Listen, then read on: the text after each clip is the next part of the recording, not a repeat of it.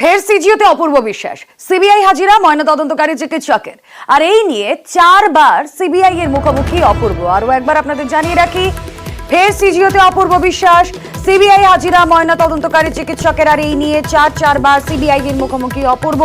কথা বলবো, অর্পিতা হাজরা প্রতিনিধি রয়েছেন আমাদের সঙ্গে। অর্পিতা, আগে 3 বার, এই নিয়ে আরো একবার 4 বার, এই মোট 4 বারে সিবিআই অপূর্ব বিশ্বাসের কাছ থেকে মূলত কোন বিষয়টা জানতে চাইছে স্পেসিফিক্যালি?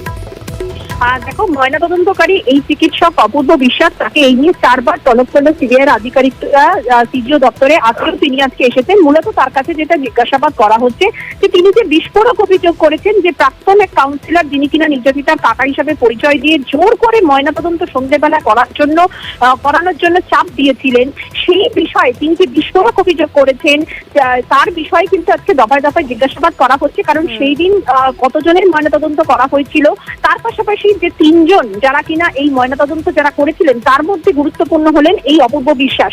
ফলে তার এই বিস্ফোরক বয়ানের পর তাকে কিন্তু দফায় দফায় জিজ্ঞাসাবাদ করা হচ্ছে যে কারণেই তিনি করুন না কেন, সেক্ষেত্রে কেন এই চাপের মুখে তিনি করলেন, তাহলে কি অন্য কোনো রকম চাপ ছিল, সেই চাপের পেছনে কাদের সেই ষড়যন্ত্র রয়েছে, অর্থাৎ কারা এই দেহ ময়নাতদন্তের জন্য তারা চাপ দিচ্ছিলেন, এবং যে কারণে কিনা সন্ধ্যেবেলাতে তড়িঘড়ি করে সেখানে ময়নাতদন্ত করতে হলো আরজি করে এই নির্যাতিতার, সেই বিষয় তাকে দফায় দফায় তাকে জিজ্ঞাসাবাদ করা হচ্ছে। এখন অব্দি অপূর্ব বিশ্বাস তিনি কিন্তু সিবিআই দপ্তরে আছেন এবং তার বয়ান রেকর্ড করা হচ্ছে। এর আগেও আমরা দেখতেছি গত 3 দিন ধরে তিনি এসেছেন, আজকে তিনি 4র্থবারের জন্য এলেন এবং এখন অব্দি তাকে কিন্তু জিজ্ঞাসাবাদ করা হচ্ছে। আমাদের নজর থাক রবিবারের কথায় যাই। রবিবার বিস্ফোরক দাবি করেন এই ময়নাতদন্তকারী চিকিৎসক। দ্রুত ময়নাতদন্ত না করলে রক্তগঙ্গা বইয়ে দেওয়ার হুমকি দেওয়া হয়। প্রাক্তন কাউন্সিলর পরিচয় হুমকির অভিযোগ, তরুণীর কাকা পরিচয় দেওয়ার অভিযোগ। শুনবো সেই বক্তব্য। পোস্টমর্টম করার জন্য মেয়ের কাকা পরিচয় একজন ছিল, যে বলেছিল ওই দিনকে পোস্টমর্টম না হলে রক্তগঙ্গা বইয়ে দেবে।